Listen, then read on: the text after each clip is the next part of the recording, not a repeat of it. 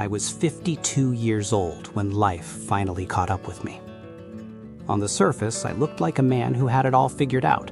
I wore the right suit, drove the right car, shook the right hands. People called me successful, and I believed them. I woke up early, worked late, and convinced myself it all meant something. I told myself I was building a future, my future. But if I'm honest, I wasn't living. I was just checking boxes someone else wrote for me. Then one Tuesday afternoon, in the middle of a business meeting I had already forgotten by the next day, my chest tightened like someone was stealing the air right out of me. I brushed it off at first. Stress, indigestion, too much coffee. But my body didn't care about my excuses. Next thing I knew, I was in a hospital bed with wires on my chest, a mask on my face, and a doctor saying the words no one ever expects to hear. You had a cardiac event. Funny phrase, isn't it? People say event like it's a birthday or a wedding. But lying there, staring at those ceiling tiles, I realized I hadn't really been alive in years. I'd spent half a century climbing, chasing, proving, yet I couldn't remember the last time I felt genuinely present. I was working for a future I wasn't guaranteed to reach. And in that bed, for the first time in my life, I asked myself, what if I never get another chance?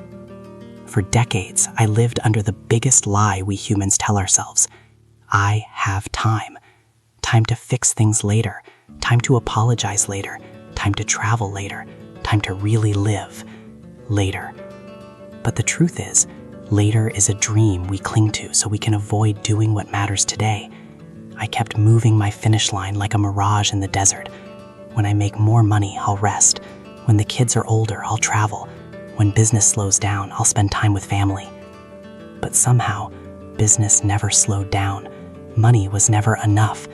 And before I knew it, the ladder I spent my whole life climbing was leaning against the wrong wall. You want to know something strange?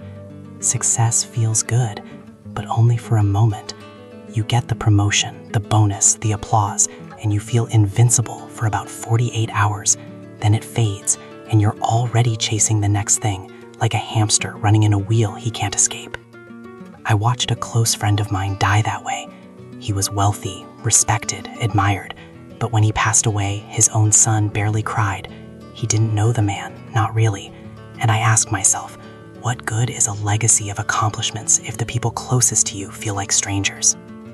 People think we regret what we did, but as you get older, you realize you regret what you didn't do. The trips you postponed, the dreams you never chased, the people you never called back. My biggest regret is something I barely talk about. For years, I kept my distance from my father. We disagreed about everything. Work, money, life, and pride built a wall between us, brick by brick. I always assumed we'd fix it someday. I thought we had time, but time had other plans. One morning, I got a call, and just like that, my father was gone. I never got to say I'm sorry, and I carry that with me everywhere I go, a reminder that silence is sometimes the loudest regret of all. After my heart attack, life didn't magically become easy, but it became clear. For the last 21 years, I've tried something different. I stopped chasing everything that sparkles. I started choosing time over trophies, moments over milestones, presence over productivity.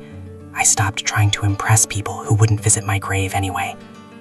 These days, I measure life differently, not by what I achieve, but by who I show up for. Not by what I own, but by what I feel. Not by how long I live, but by how deeply I live. And now I want to ask you something, the question that changed everything for me. If you died tomorrow, would you be satisfied with the life you've lived so far? It's not meant to scare you. It's meant to wake you up, because life doesn't start when you get promoted, or buy a house, or reach some magical number in your bank account. Life starts when you stop waiting. You don't need permission to begin. You don't need the perfect moment, because it doesn't exist. Life will always be a little messy, a little inconvenient, a little unpredictable. So call the person you miss. Write the book you've been talking about. Take the trip you've saved for. Say, I love you without being afraid of how it sounds. Someday isn't real. Someday is a fantasy. Someday is today. And if my voice reaches even one person the way that hospital bed reached me, then maybe, just maybe, all of this The pain, the regret, the awakening was worth it.